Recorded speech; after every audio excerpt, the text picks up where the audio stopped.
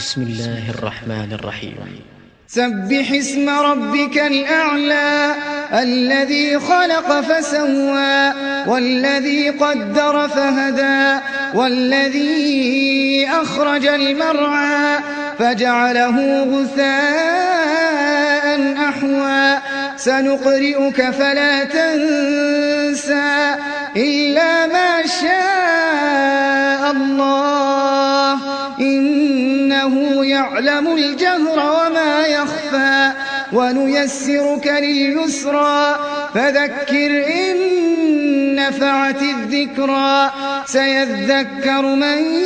يخشى ويتجنبها الأشقى الذي يصلى النار الكبرى ثم لا يموت فيها ولا يحيا قد أفلح من